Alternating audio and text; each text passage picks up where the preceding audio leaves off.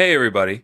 Before we get started with the podcast, we just want to let you know that we now have a few more avenues to create content for you, and we want to make sure that we're putting our efforts in the right places. And to do that, we created a survey that's just going to ask you a few questions so that you can contribute directly to the content that we make for you, the listener, or the Twitch viewer, or the YouTube fan. So please take some time to fill this out, because we want to make sure that our efforts are going in the right direction and giving you the exact kind of content that you want to see from us, while giving us a little bit of a creative flex, you know what I'm saying? So link to our survey is in the description. Please, please, please take some time to fill it out. It's only 20 questions long.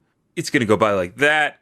And it's all in service of making our content stream better, making our Twitch streams more fun, more varied, making everything better. Surveys, they make the world go round.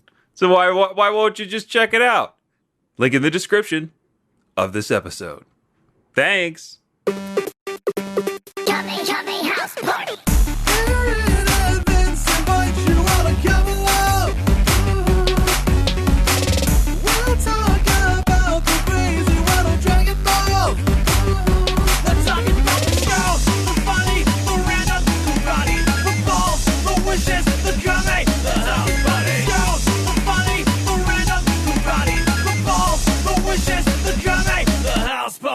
Hey everybody, welcome to Kame House Party. I'm Vince.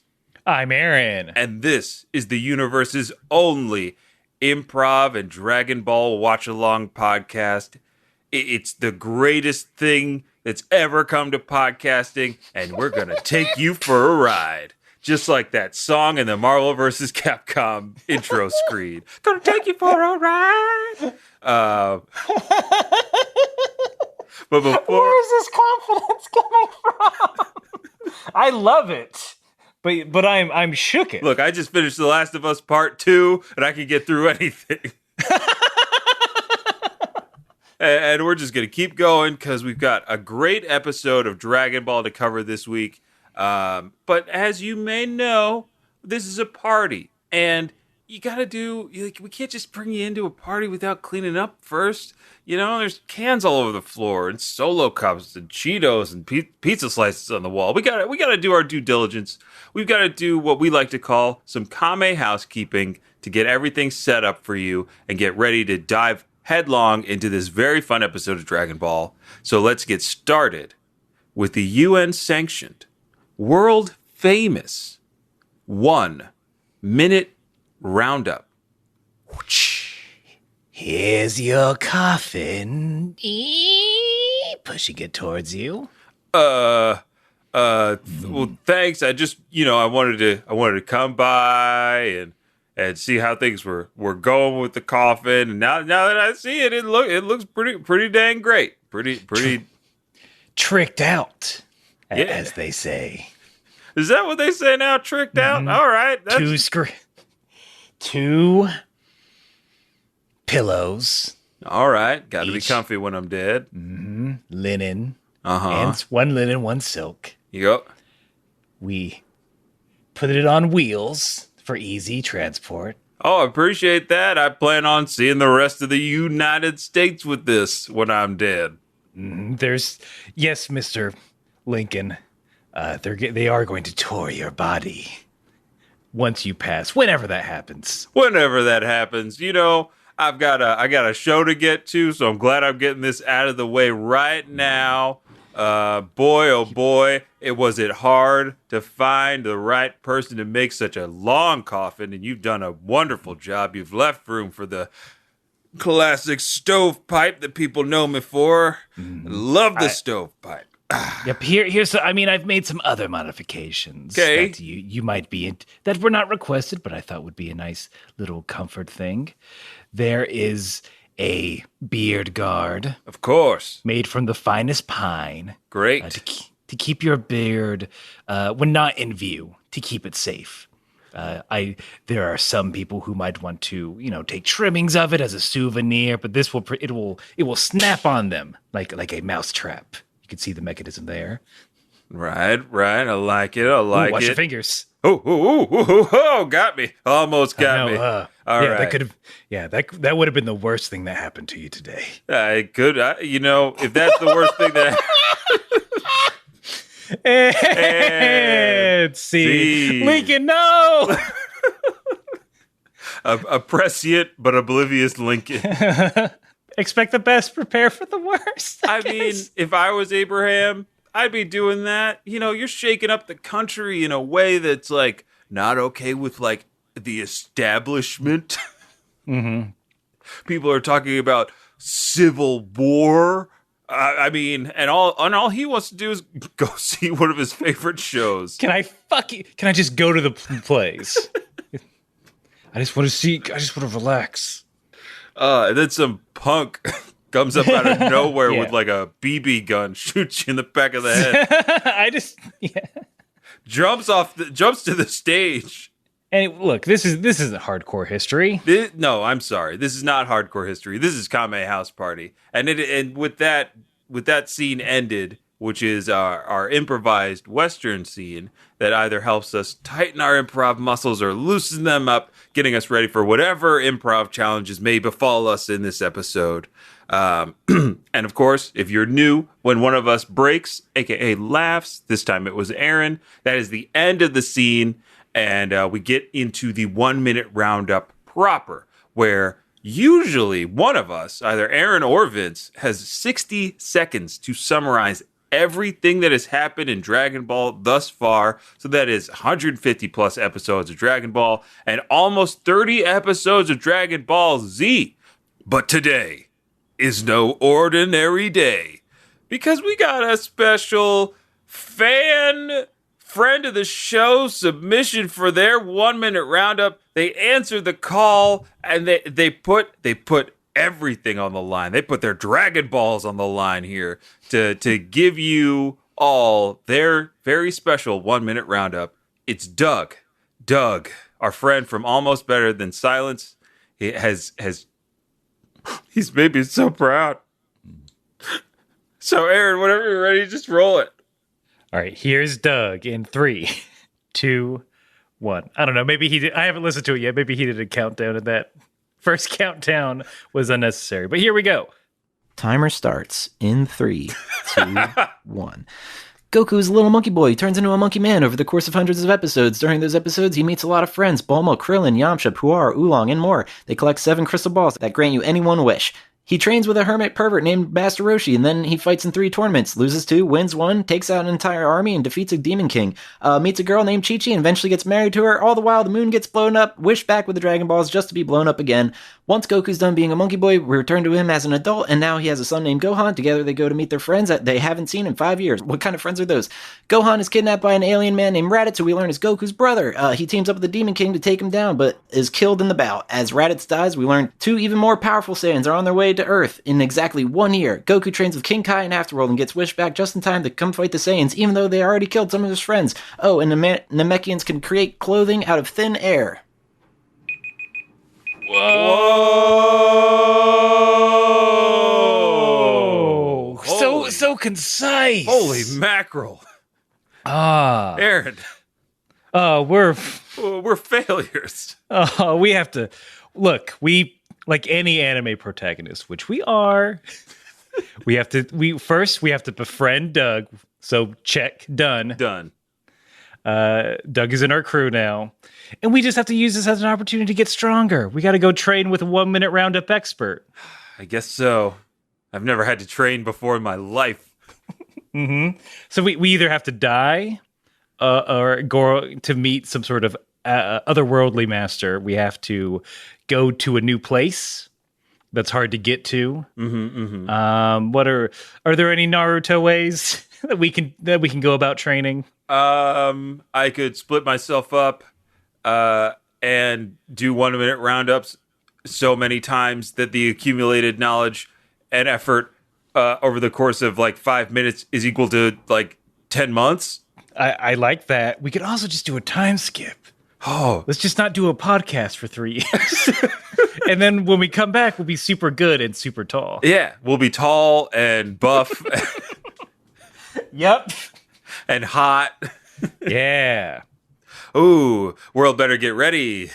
Did we say thank you to Doug real quick? Oh, again, gosh, just so no, we of don't, course. just so we don't miss it. Like, oh my God, Oh my Doug, gosh. that was amazing. Doug, Thank you so much. thank you for showing us up and showing us how to do it.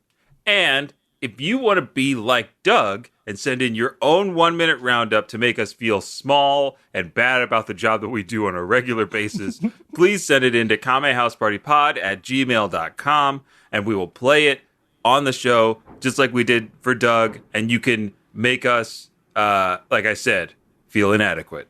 And now we can get to the second and final piece of Kame housekeeping, where I tell you, the listener, that Aaron and I watched 2 different versions of the show. I watched the English dubbed version, while Aaron watches the Japanese language English subtitled version. Why, you ask? Well, let me spin you a quick yarn. Long time ago, 2 men decided to make a podcast. And when they sat down to do it, they realized they had made a grave mistake. One had watched the Japanese version. One had watched the English version. What were they to do? They settled on the fact that comparing and contrasting the 2 would make for a much better podcast. 4 years later, they're still doing it, baby. And that's it. So, we'll start with what is usually, the first difference between each episode is usually the title. That's where we like to start. I've been starting, so here we go with the English dub title of episode 29 of Dragon Ball Z. Lesson number 1. What? Yeah, no, that What does that have to do with anything? you don't get it? No, can you explain it? No. But it just like saying, oh, you don't get it? I guess it's just, this lesson's just over your head. It's a first lesson. Come on. I mean, this is Dragon Ball 101 here. We're talking. Wow. You can sleep through this course in college. What a don't worry. Mine will make up for it. Thank you. Without being spoilery somehow. I don't believe it. All right, well, we shall see. The Japanese subtitle title for episode 29 of Dragon Ball Z. Father is awesome. Kaioken, the ultimate finishing technique. Okay. I like that this is from Gohan's perspective. This is how Gohan would title this episode if he was tasked if he was up for the task. So I guess that works. And you're right. It's not too spoilery. I'm going to say this and then move on quickly. Is that, get you a person who knows the Kaioken for the ultimate finishing technique. Oh, snap. Oh, snap. Oh. He did it to him. Anyway, we got to talk about Nappa. Oh, yeah, we got to talk about the Nappa. This episode picks up right where the last one left off. Nappa receiving a gut punch from Goku. That in my version, he says, that was for my 4 friends. And those 4 friends, of course, Tien, Chaozu, Yamcha, and Piccolo. Does he not go on to name who he's punching for? He does later. Okay. This first half is a fight between Goku and Nappa. It continues. It's still great. The main beats, like Aaron was saying, Goku is essentially naming his attacks for the friends that he lost. Starting with, I believe it's the overhead hammer slam. This one's for Piccolo. This kick is for Yamcha. I don't think I got specific ones for Chaozu or Tien. Really? Yeah. So in mine, they of course in the recap reminded you that the first punch was for Chiaotzu, and then he went through all the rest. So it's again, I guess it's to match the flap, as they say in the biz. But it's interesting that they moved them around, and I'm still like, yeah, Chiaotzu was first. Mm-hmm. Just say that. Sorry, everyone else. I'm sorry that Tien and Chaozu didn't get a shout out attack from Goku in mine, but I probably glanced over it because he did say this punch was for my 4 friends. I think of note, we should talk about how veiny Nappa is throughout this entire sequence. The angrier he gets and the more defeated he gets, the more veins pop out, the more vascular he becomes. It's like, get that man a glass of water or something. Just nurses complimenting his veins left and right. Oh my gosh. Nurses, they love to compliment the veins. They're sick for it. I mean, nothing's easier to tap than a pulsing vein on someone's shoulder, chest, abdomen, forehead, neck, back, thigh. These are the places where veins are on Nappa that are visible to the naked eye. I think we also learn, and correct me if I'm wrong in yours, that Nappa was the commander of the entire Saiyan army. Ooh, okay. So in mine, Nappa just says, and this is after Goku just takes an energy blast. Oh, yes. Through the power of flexing. Mm-hmm. Nappa says, I'm an elite warrior from a distinguished family. And that's sort of his claim to fame. Uh-huh. And versus what, he's commander of an army? Yeah, in mine, well, he mentions that he was the commander of the Saiyan army, and that he does, remark upon the Saiyan, like, caste system, as it were.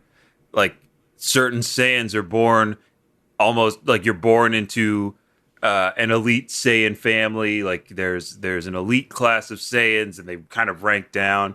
Because Nappa in mine at one point says to Goku, "You're a 3rd-class Saiyan, born weaker than me. I was born an elite." Just garbage stuff. Yeah. Just garbage, nonsense. If nothing else, or the silver lining I think we can get from all of this is, 1, the fate of Nappa. Yes. 2, Dragon Ball is sort of overall, it's weirdly an underdog story. Right. With Goku always facing up a stronger opponent and then having to work his way to get up to that level, especially versus opponents who are they're just born that way, especially with all Saiyans. It's like, well, it's horrible eugenics. Like, you're born this way, so you're automatically great. I think along those lines, while Vegeta is watching all the fighting play out, his only concern, like, he's not really concerned about Nappa's well-being or Nappa's safety. He's just like, how did Kakarot get so strong?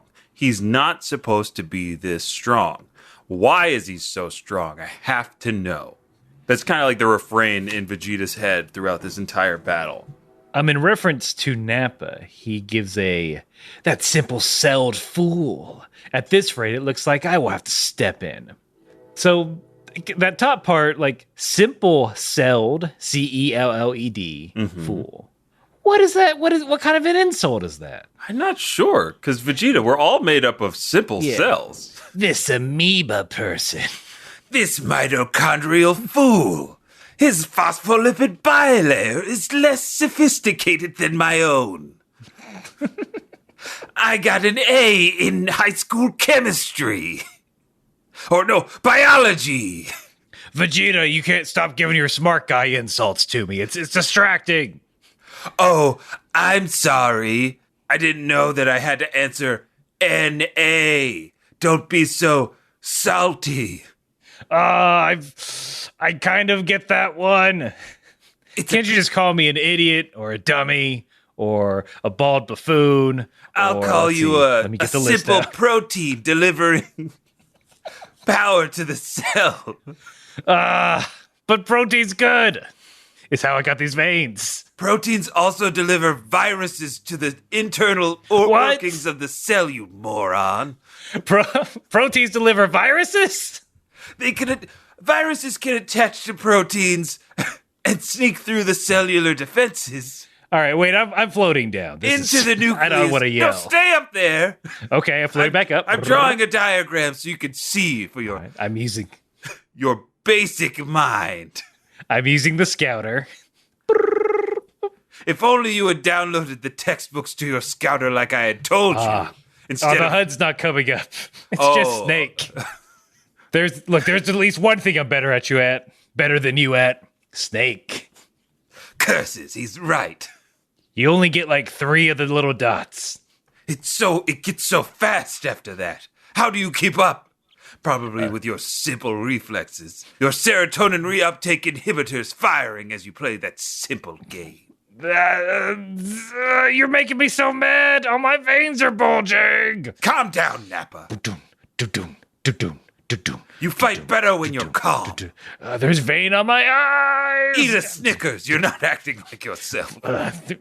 Toss me one, maybe. Here you go. Unwrap. Bite.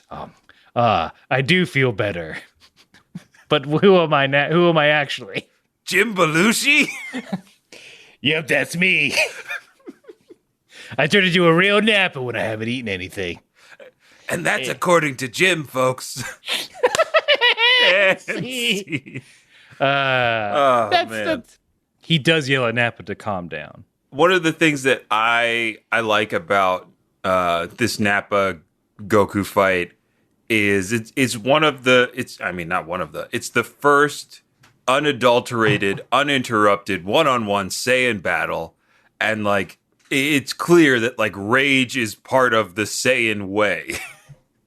Like Nappa is so quick to anger, and it like fuels his power but makes him blind. So that's kind of what we're seeing about Saiyan personalities. It's like when they get angry, they just want to blow stuff up and kill everything, which we already kind of knew, but it's just nice to see it play out like in this way, for me at least. I mean, speaking of getting angry, if we can cut to Kame House for a second, and let me read you my note. Finally, familiar territory. Bulma being horrible.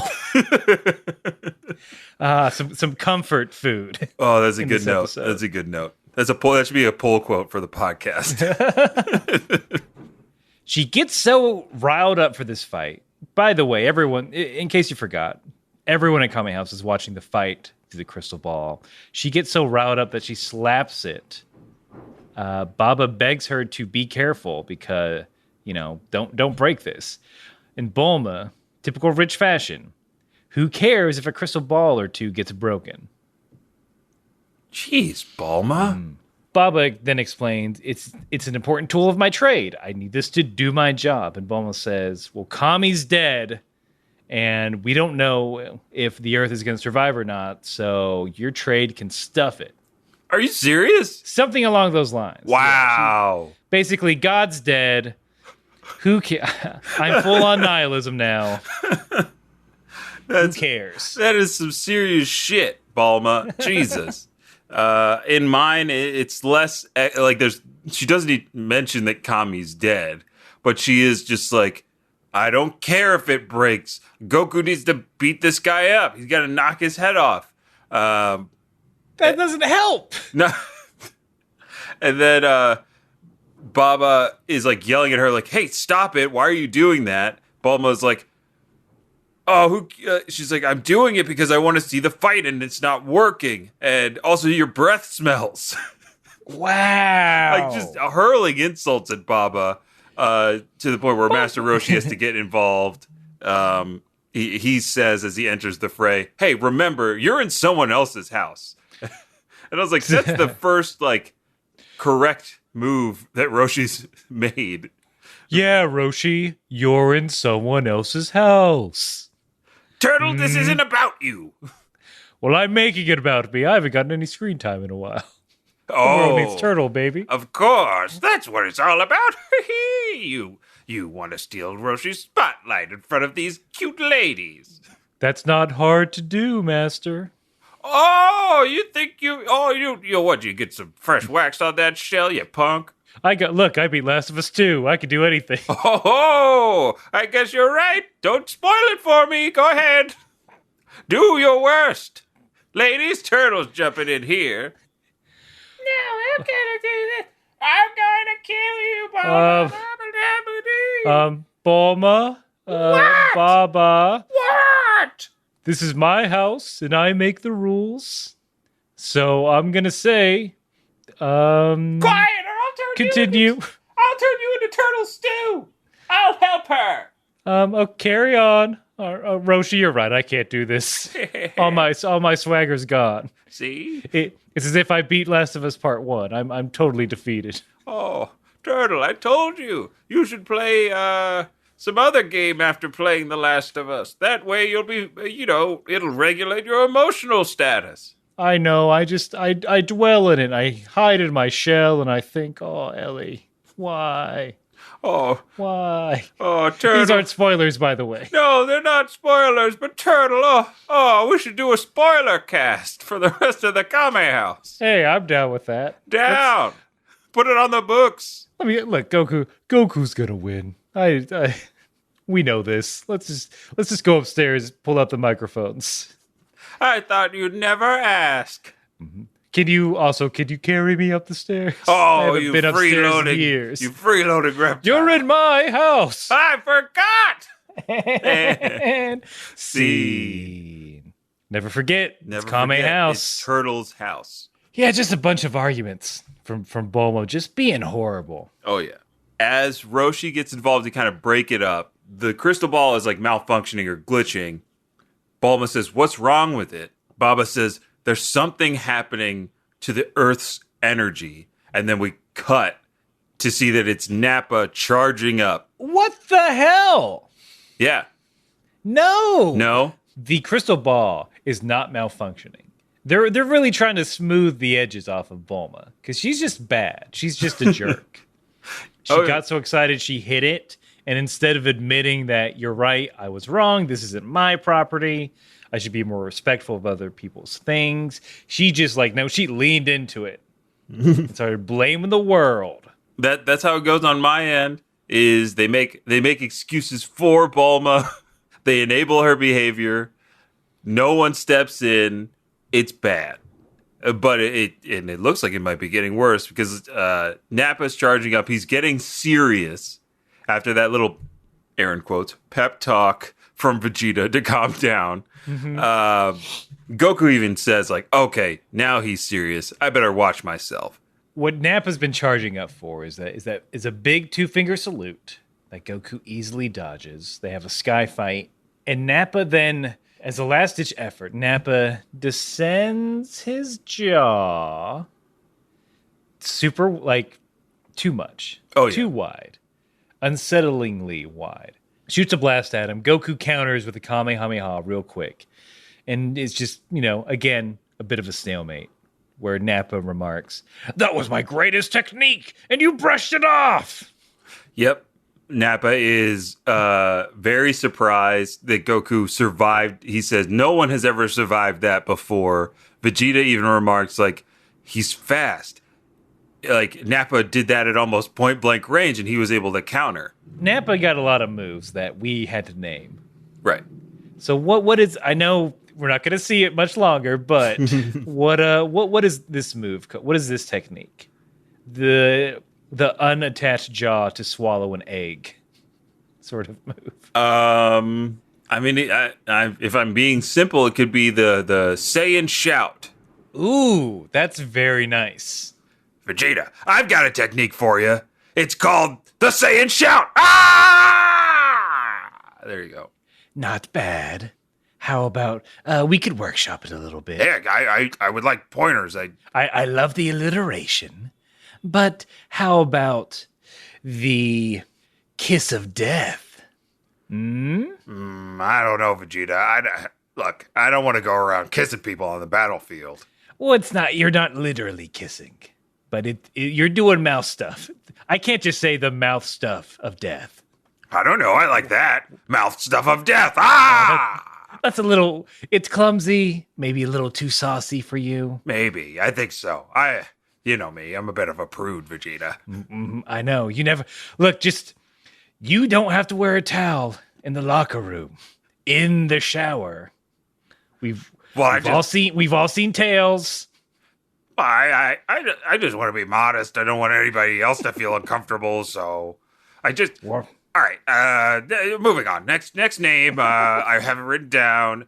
It's You've got a big list of at least 20 items. Right. So I've already said 2, so I have 18 more. Let's see. We'll see if we get through them before lunch, but everyone should know that they're there. They're all there. And here's one that you might like. I call it a breath of fresh air. That's that NPR stuff. I love NPR. Just simple jazz, tiny desk concerts. It's great. It's wonderful. It's one of the few radio stations we get in the pods. How about I'm going through your list? Ooh, here's one I like. Destructo Jaw. All right. I wrote that one down after I saw that Baldy. He used that Destructo disc, and I said, "Oh, why don't I write this down and I'll use it for my jaw?" Destructo's a good term. It's fun. Yeah. I guess that's the question. Do you want a fun attack name that as they're dying, they're like, "Oh, that's got a nice ring to it," or do you want something menacing?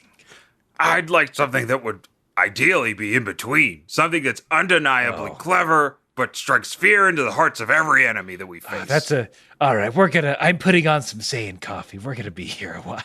Kakarot, other shorties, just cool out for a second. We're going to workshop this. Unless you want in. Yeah, unless you want in on this writer's room. No takers, no. Cowards. All I'm saying is don't ask for the conference room. Right. And don't ask for the coffee either. We went and bought these ahead of time. Yes. We buy our own K-Cups. Also, when the sandwiches get here, you can't have any. We bought a lot, but you didn't chip in. That's right. We got like 4 Italian subs. You know what? Do you want to? Let's just wait. I'll think better if we eat. Yeah. No. We gotta put something on our stomachs. It's been a long day, Vegeta. Yeah. Anyway, how are you? How's it going? I mean, look, my department is gone. It's all haywire these days. I mean, the destruction of the planet put a bit of a snafu on a lot of projects. I mean, yeah. Look, I had almost every set of Warhammer 40K built and painted.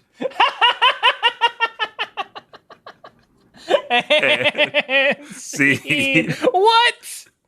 That's it. Oh, Aaron, I gotta dust something off. I found this thing. It's something that we used to use a lot, but it's the button because Nappa having nearly completed the Warhammer 40K minifigurine set. A whole army. A whole army. A 3,000 point army. That's the Saiyan army he's talking about, by the way. I'm an elite commander of these orc boys.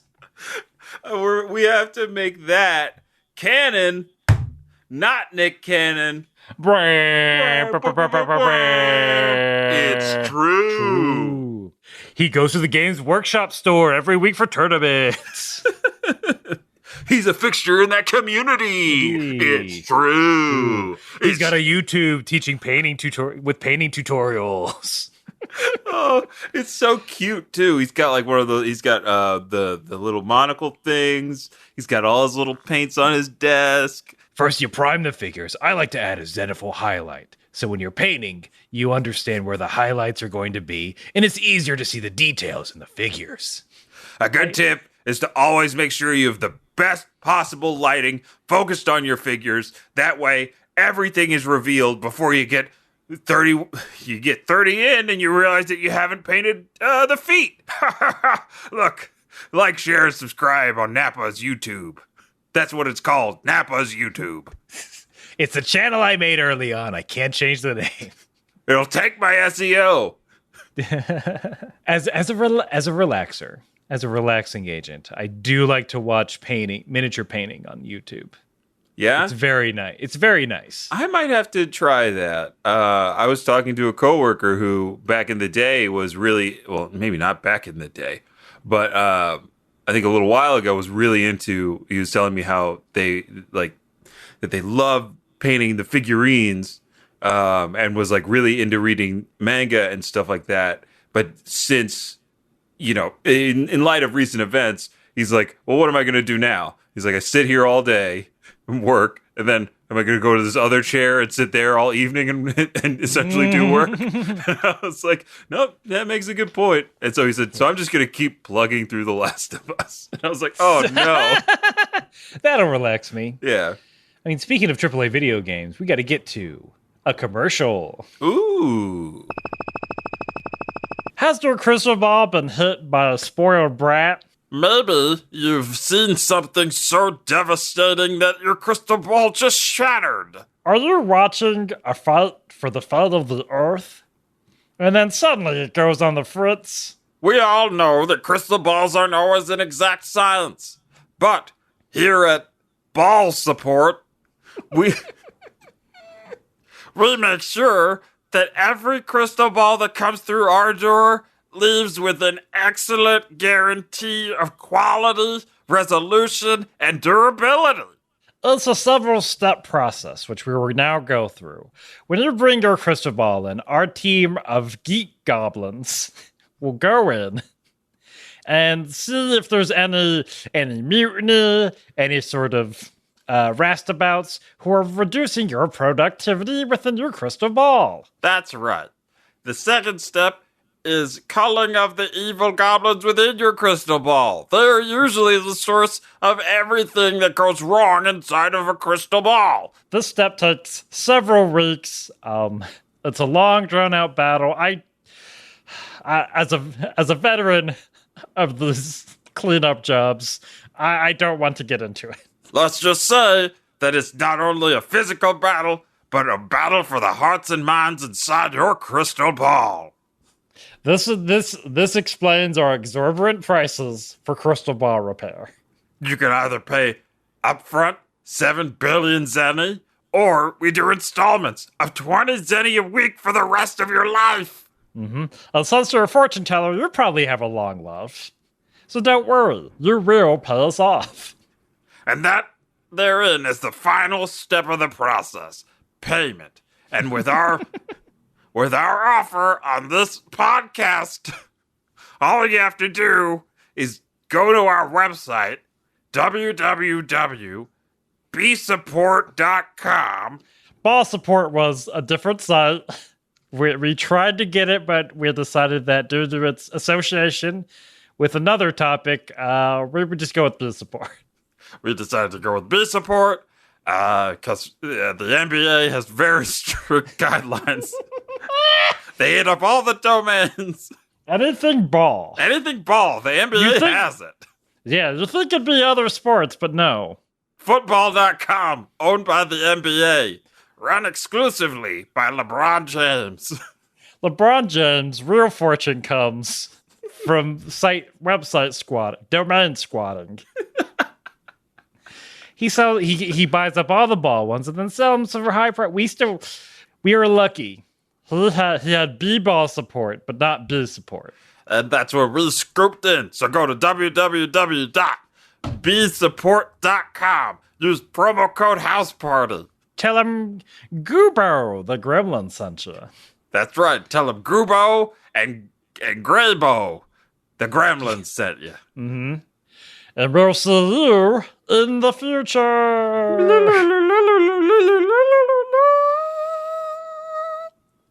All right, let's kill those usurpers. Yes. Call the insolent. So Nappa gets called back. Nappa is upset about this, that he can't finish Goku off, but he just starts pumping up his friend. He starts hyping up Vegeta. Oh, yeah.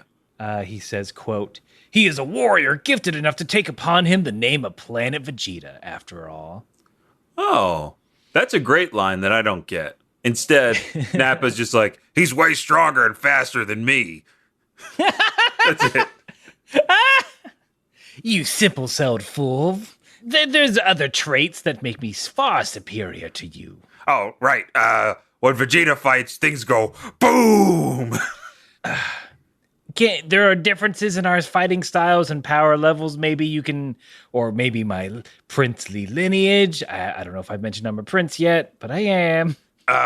Right. So when I fight, I'm like, ah. And when Vegeta fights, he goes, ah.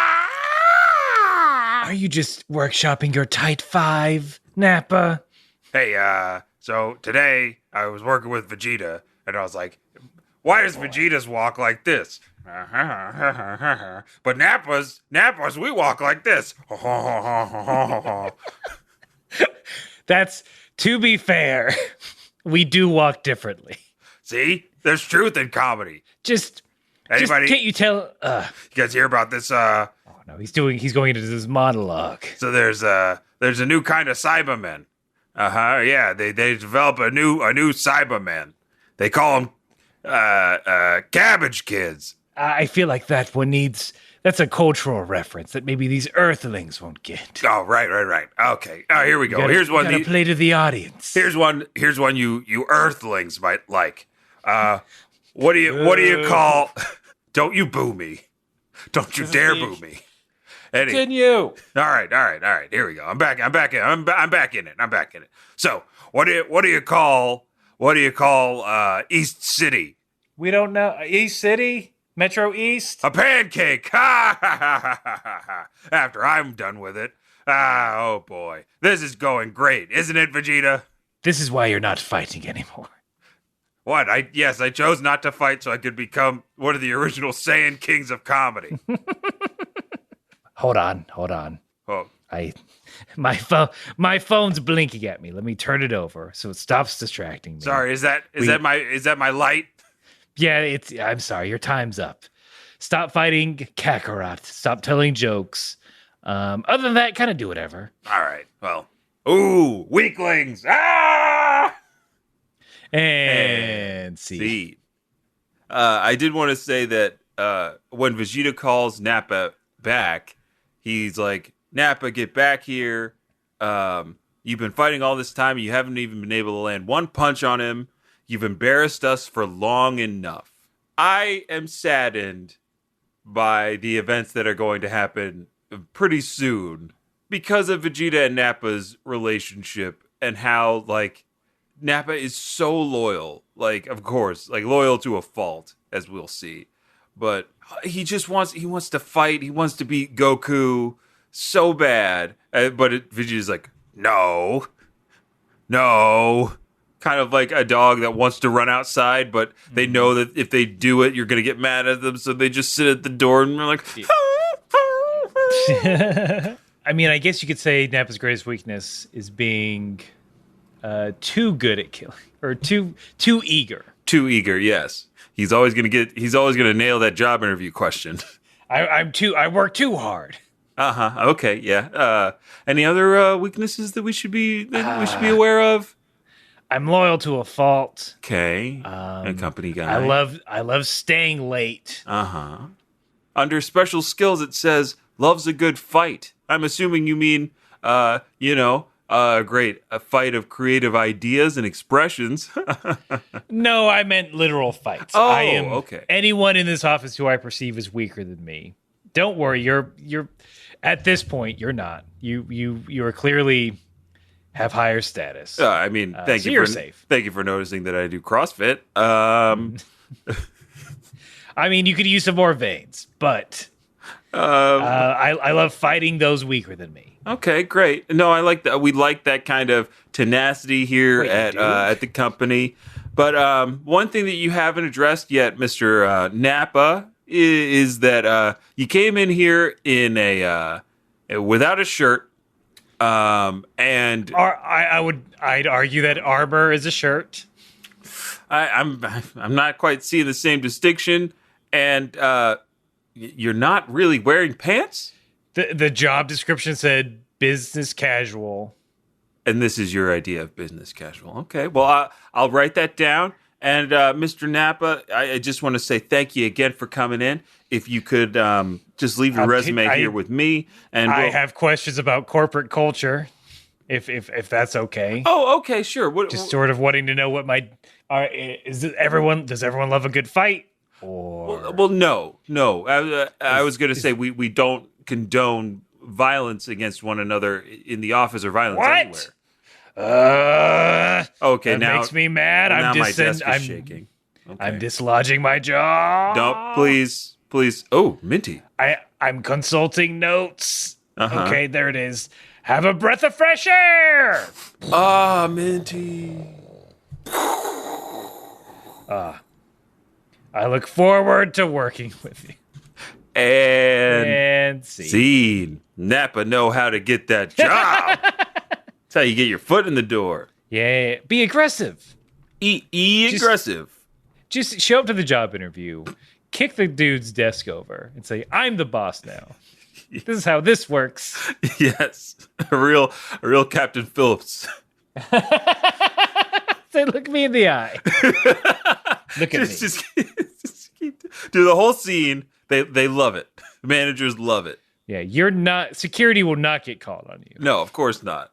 Mm-hmm. Oh, well, they can't. They don't have the authority anymore. Whew. Job interviews are one of those things where like 90% of the time, at least for the jobs that I've interviewed for, they're almost like the same 7 questions with like maybe one thing thrown in at the end that like they try to trip you up with. But what they try to trip you up with is like, if you were on a desert island, what 3 items would you take with you? Like, how does that? What do you gain from knowing this? I would take my commitment to this company. There we go. I would take my work ethic, which has seen me through so many challenges throughout my life. And of course, I would take a picture of my Lord and Savior, Jesus Christ. You can't see it, Aaron, but I just checked all 3 boxes. You got the job. Yeah. I haven't tried that, though.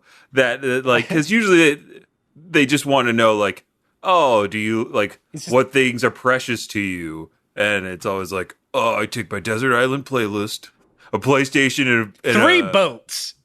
3 boats. 2 of them filled with gas. 1 filled with gas, 1 filled with food. Fuck you. Give me this job. Fuck you. Let me sit at a standing desk. Yeah, I said sit at a standing desk. I'm the company rebel.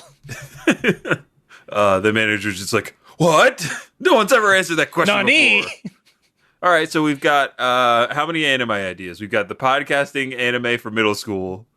And then we've got the job interview anime where it's just a bunch of, well, it's like 2 people who are up for the same job positions during an economic crisis, so they're always crossing paths. You could just do it as like a Game of Death pagoda style, where it's several tiered interviews going up a building. Ooh, like what is it? Tower of God? That's the new anime that everybody's hot on right now. But it's Tower of Interviews.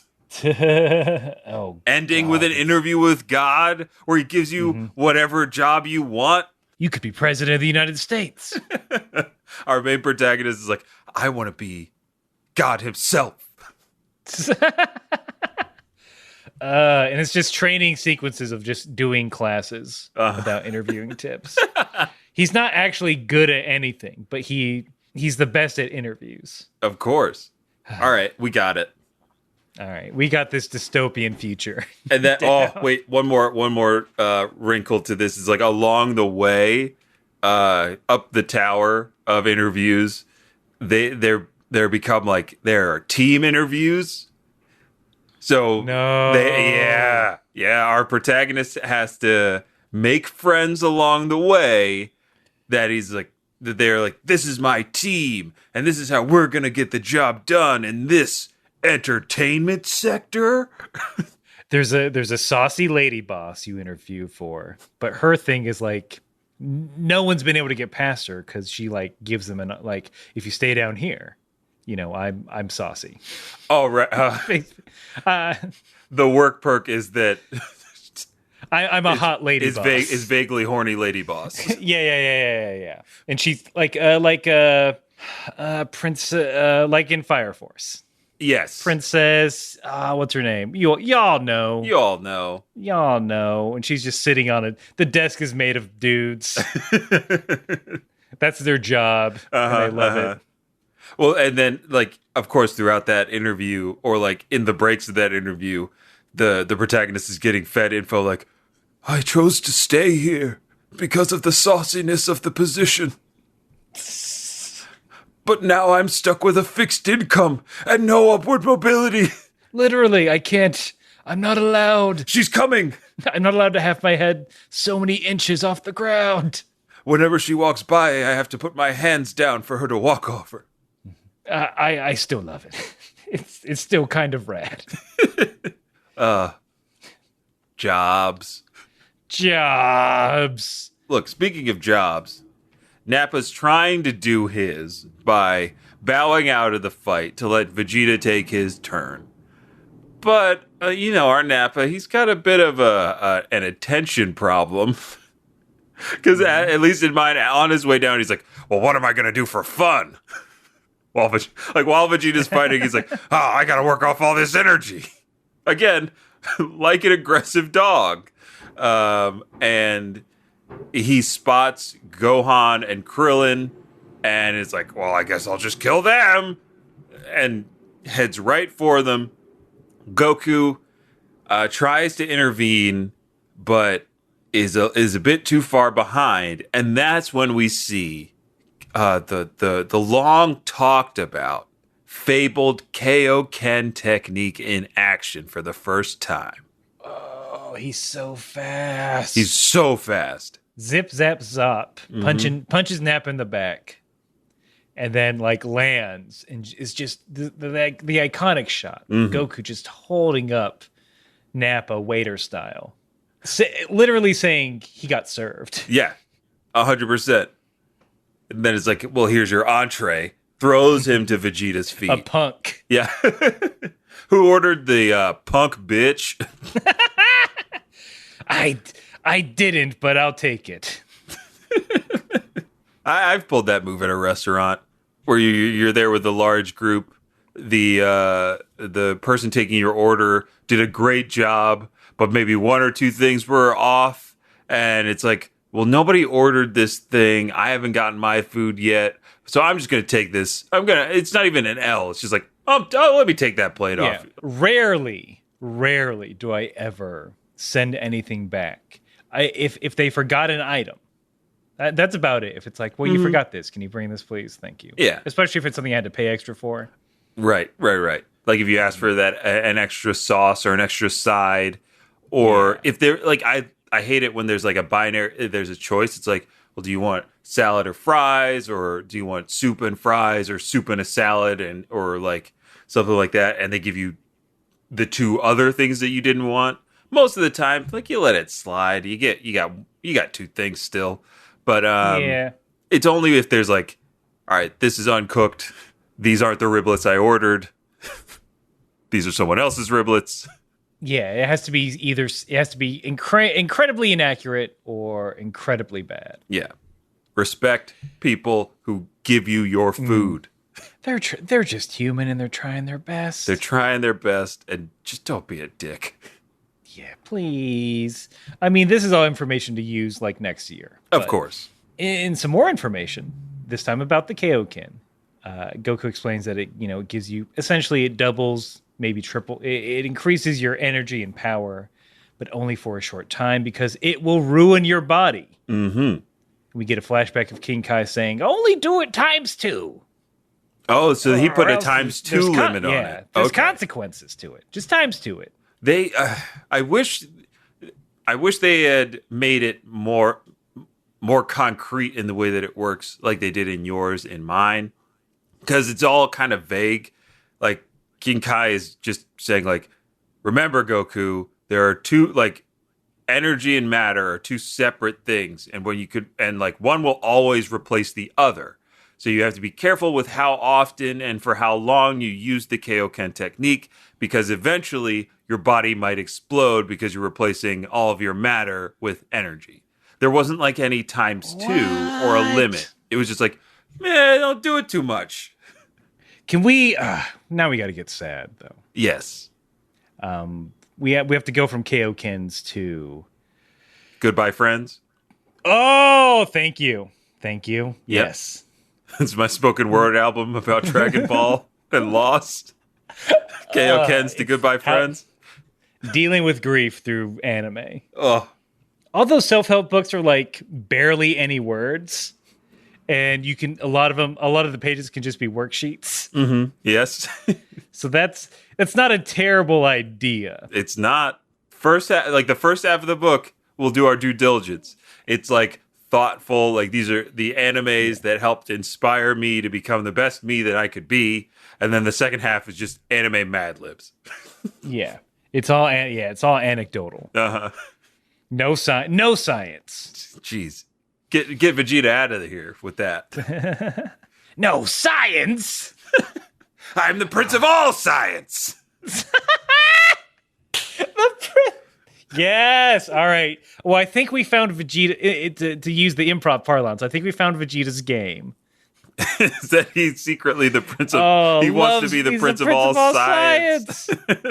He loves that stuff. That's why he can't figure out how Goku works. It's like, this defies us scientific knowledge. He's just math and word problems going on in his head. If one Kakarot could not even defeat one Raditz, the coefficient over the 4, and there are 4 Saiyans left, 4 Saiyans times.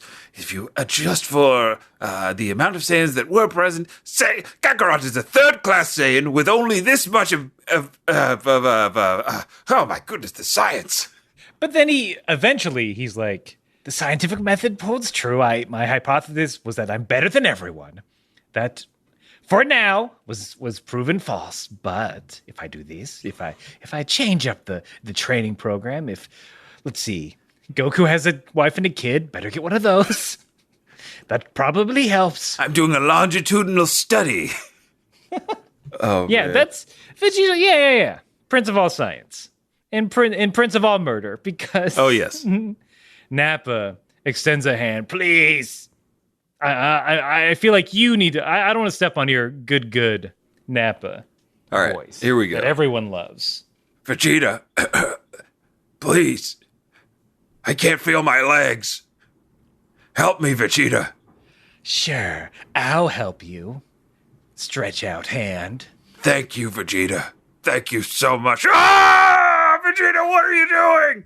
I don't have any use for Saiyans that can't move. Vegeta, Kia! don't! Ah!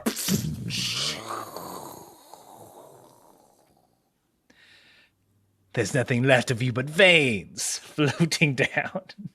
All these nurses run under the cloud. They're hungry. They got their mouths open. They're hungry for it. They got their syringes. They're just catching them out of the sky.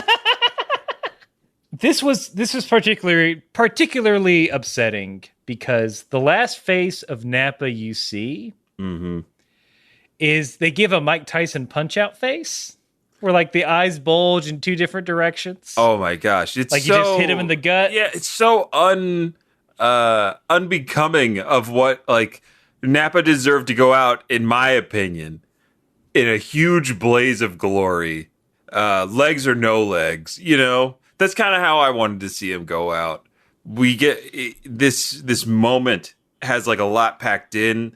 This is the first time we've seen Vegeta do anything, and it is him destroying, vaporizing his comrade, and in the process putting out energy so strong that Goku has to get Gohan and Krillin out of the way of just the waves of his energy because they were destroying the surrounding the pillars of rock and things like that. Yeah, there's so much. And again, if from what we learned from Broly, they've been companions for years. Mm-hmm. And he's just like, nah, I'm good. Yep. You suck. You're no longer of use to me. It's hard. It's hard to see, but I don't hate Vegeta like that much. I had this thought a few episodes back, and it keeps coming up where it's, like, hey, how does Vegeta get friendly with everyone? Aside from like a TN, but like Vegeta is like he's a part of the group, and technically, he's never killed anyone on Earth. Technically, it was Nappa who did all of it. This is true. Vegeta did not kill a single Z fighter, so that does make sense. But no, he ordered it. So he did order. No, still bad. Okay, so this is where we get into the classifications. Is it murder, manslaughter 1, manslaughter 2? Yeah. Or does it count? Does manslaughter even come into account when it's a Yamcha involved? Hey, bird. Nerd slaughter. Nerd slaughter. Yeah, this is the serial theme starts playing, and this is our 6-part investigation. We're trying to get Vegeta's name cleared. We ran the Saiyan Pod to Earth run, and we realized that there's no way he could have gotten to Earth in time for all these deaths. The timeline, it just doesn't add up. It just doesn't, yeah. The scouter triangulation just doesn't make sense. It doesn't put him in that area for these deaths. And the craters left, Vegeta could not have made. Yeah, and at the end, inconclusive. Inconclusive. Very. Thank you for listening. Thank you for spending 100 hours with us for no payoff. Yeah. This conversation, I'm sure, will come up over and over again as we go through the show. Of like, does Vegeta get his comeuppance? Is all is forgiven? Clearly, with Goku, it is. Is everybody just kind of co-signing to what Goku says is okay? Because if they don't, it's Goku. Like, that's something that I want to talk about much later. But what we should finish talking about at the end of this episode is like Goku seeing Vegeta's power, understands that this battle is going to be super intense. And it's like, Gohan, Krillin, time for y'all to bounce. Get out of here, go home. And Krillin like immediately understands while Gohan is like, Dad, I want to stay. Krillin lays it out. He's like, look, Gohan, if we hang around and that Vegeta guy decides to use us against your dad, he can't attack, so we have to leave.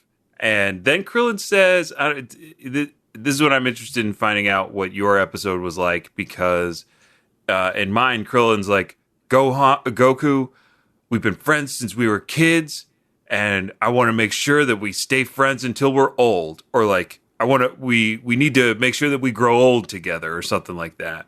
It's very simple. He extends his hand and says, don't you dare die now, my friend. All right. And it's just, a tough guy sort of sentiment. Yeah. Where they gave Krillin a more like a softer guy kind of. It seems like it's just to avoid the D word. Yes. Yeah.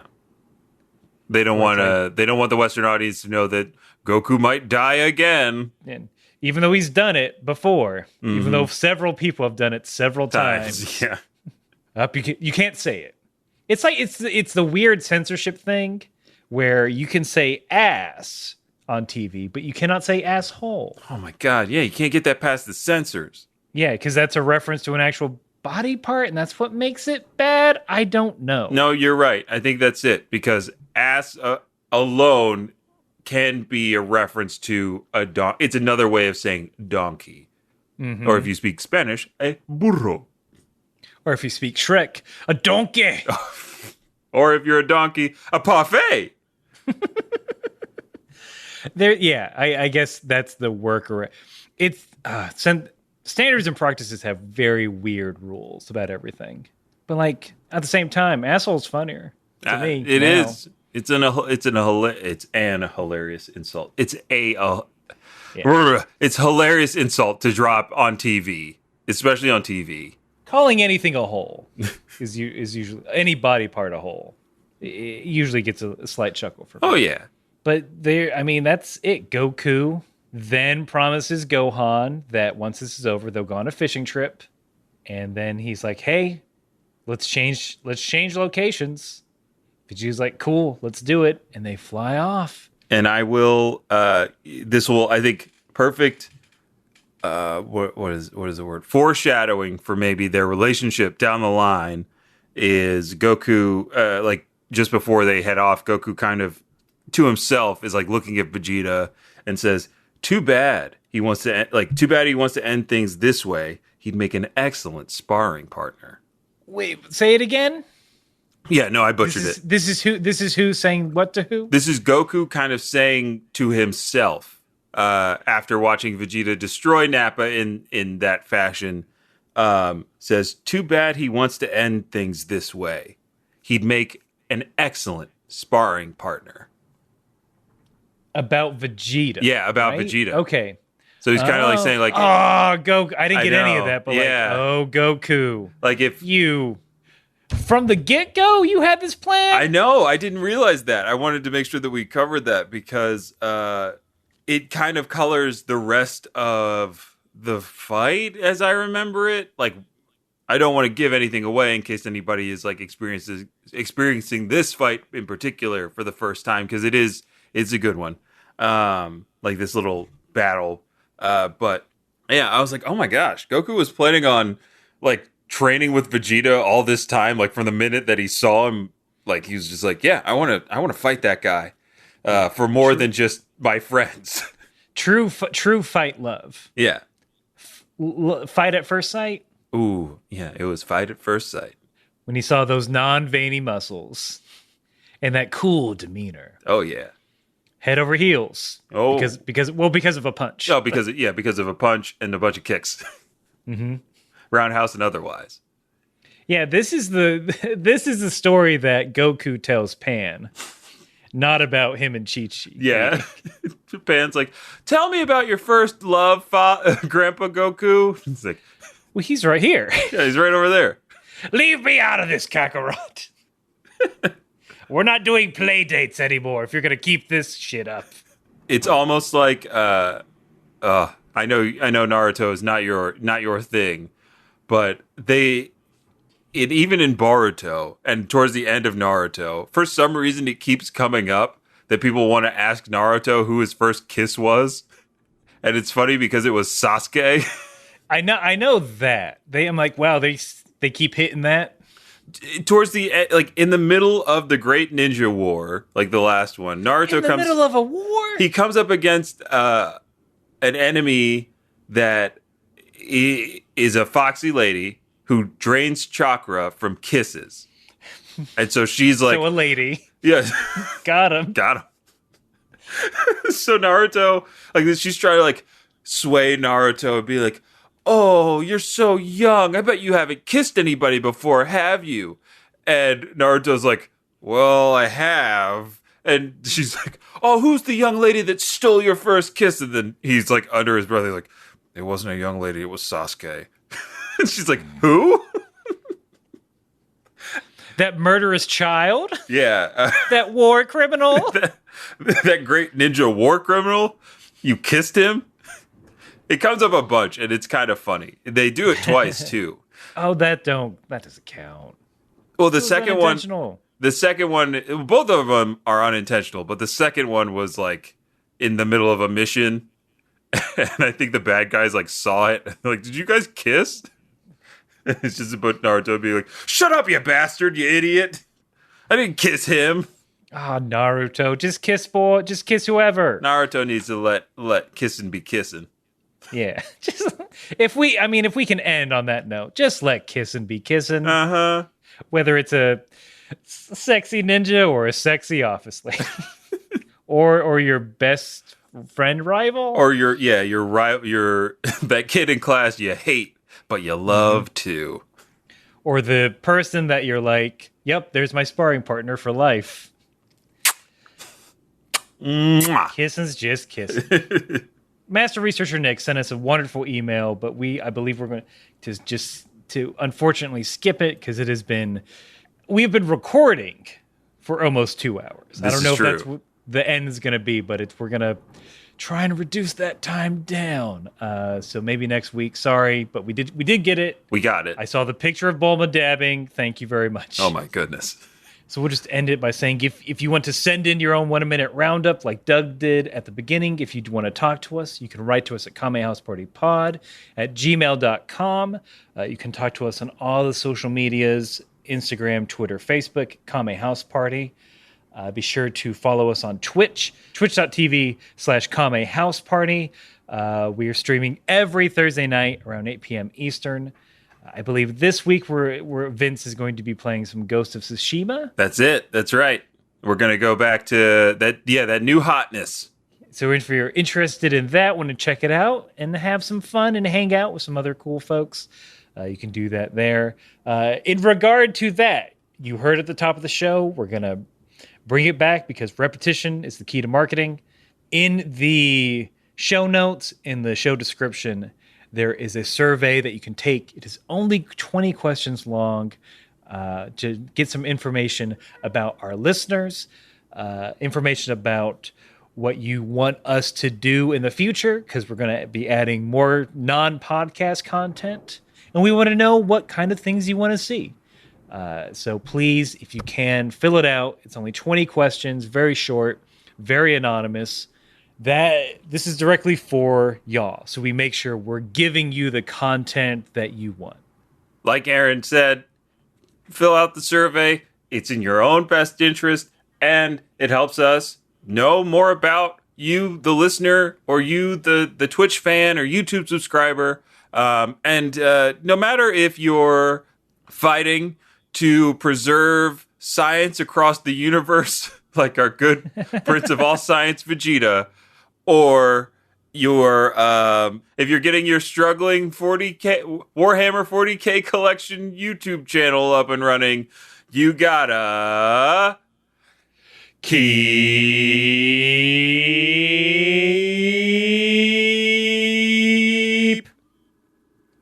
fighting.